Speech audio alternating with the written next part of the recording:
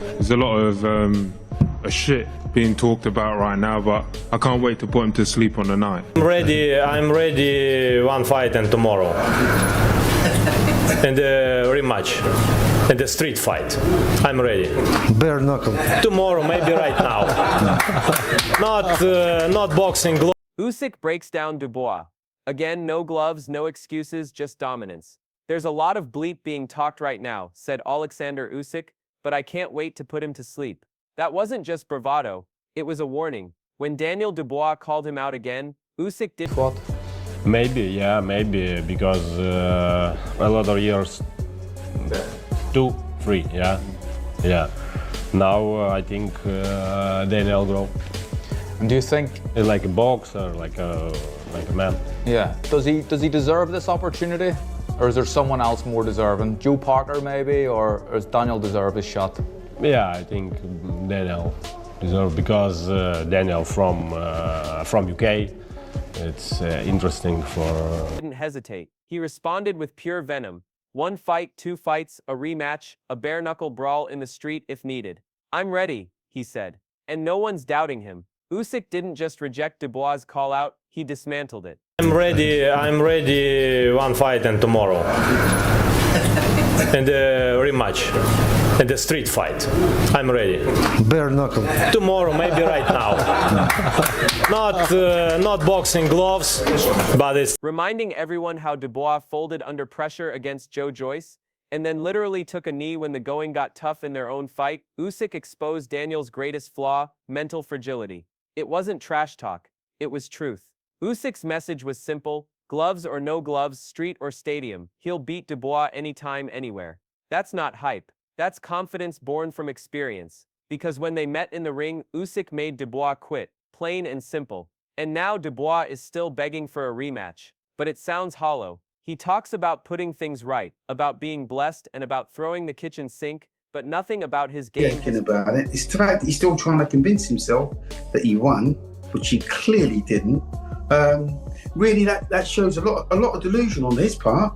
I mean, listen, when you lose in a fight, never mind the world title fight, when you lose in a fight, full stop, you know, the best thing to do is to dry your tears. Changed. Against Usyk, he froze. Against Joyce, he quit.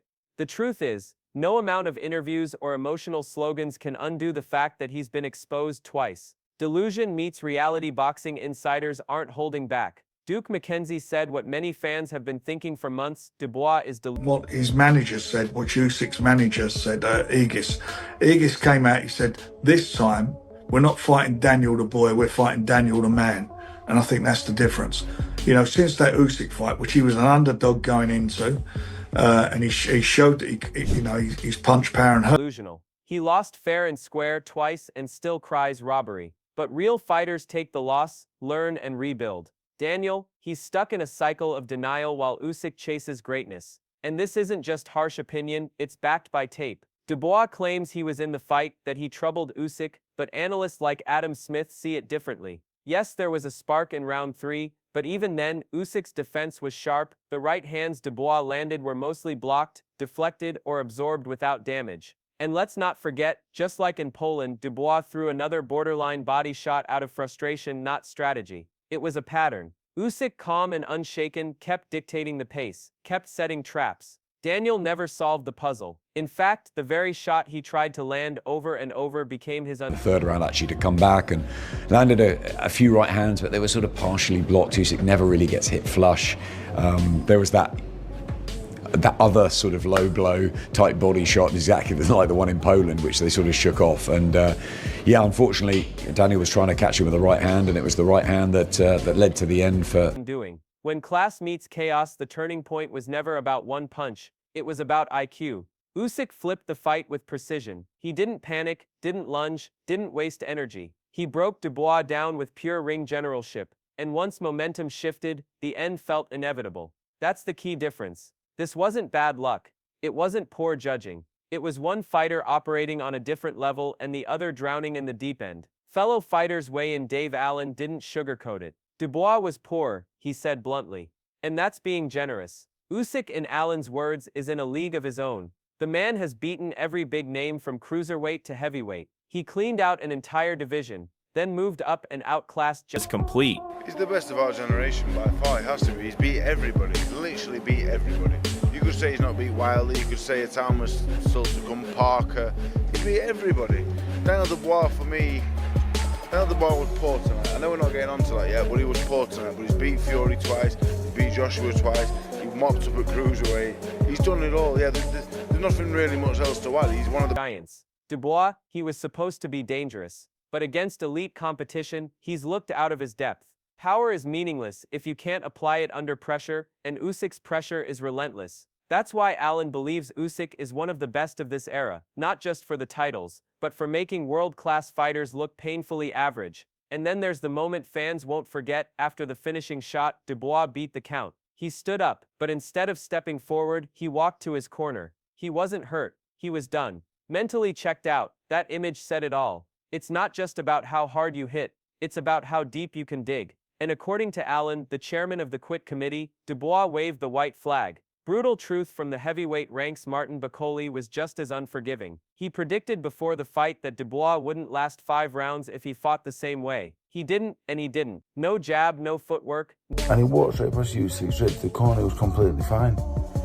I think, and you know what, it's horrific to say I've quit. It's not horrific to say I'm quit. I'm chairman of the Quit Committee.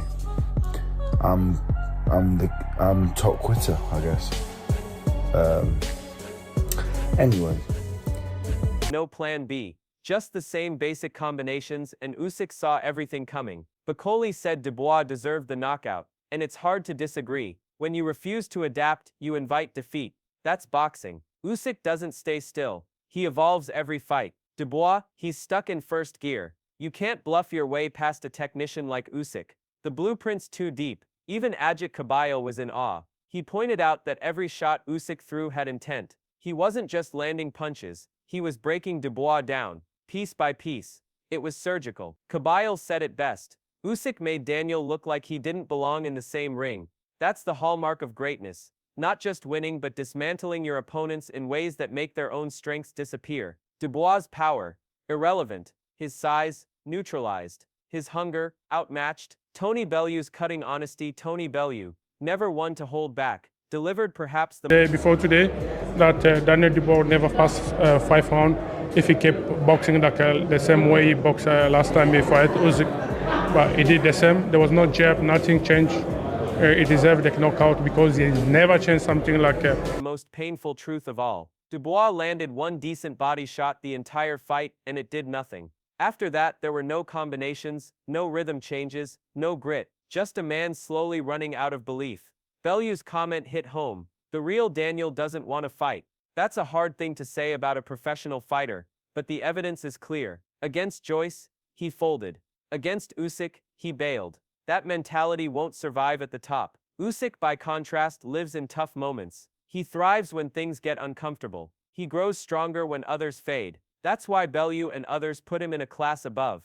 Not just for his resume, but for his mindset. The man from Oleksandr Usyk, you know, he stopped the fight early, you know, but I say this before, Daniel Dubois makes so much pressure, too much pressure, you know, he not control, and every jab, every right hand is too strong, you know, and he not defends himself, but you see the result, you know, Oleksandr Usyk stopping fast. Did it surprise you how early Oleksandr got the stoppage?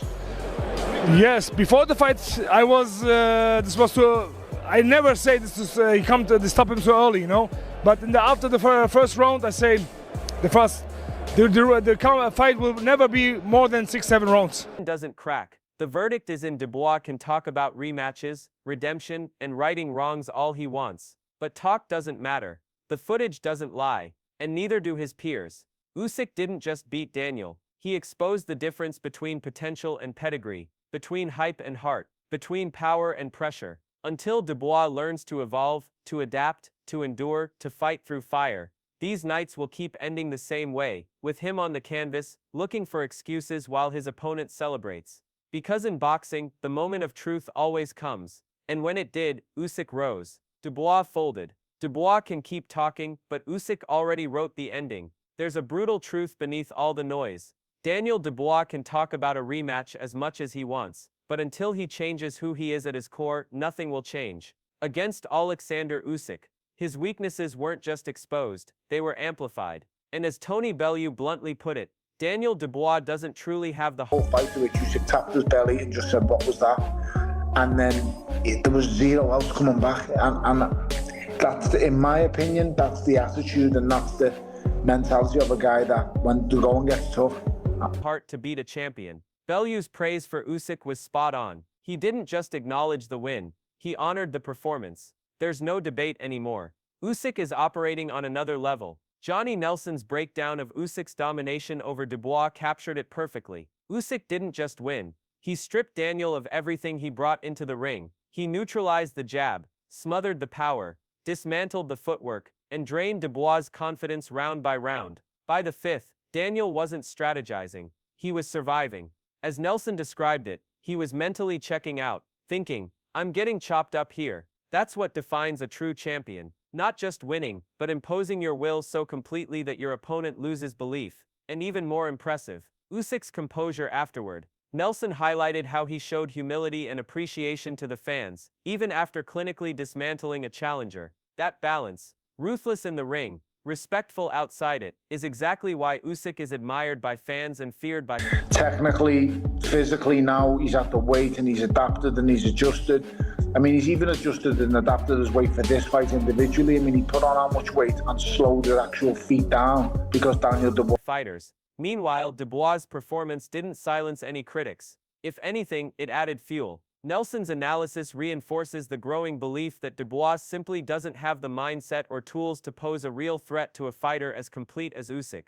Nelson's breakdown was as cold and clinical as the fight itself. Usyk didn't just beat Dubois. He systematically stripped him of every advantage. The jab, neutralized. The power, smothered. The footwork, stifled. By mid-fight, Dubois wasn't in it mentally. He wasn't adjusting. He was just trying to survive. And that mental collapse said more than any punch ever could. What separates Usyk from the rest isn't just technical brilliance. It's his ability to break opponents down round by round, physically and psychologically. And after the fight, while Dubois clung to robbery claims, Usyk stayed calm, grateful, and composed. That's the difference in class. And Usyk's response to Dubois' renewed callouts wasn't just posturing, it was a message. He's made it clear, he doesn't fear Dubois in the ring, in the street, or anywhere else. And why should he? He's already exposed Dubois' biggest flaw, not a weak chin, but a weak will. Dubois can say he threw the kitchen sink, but wild swings won't stop a master technician.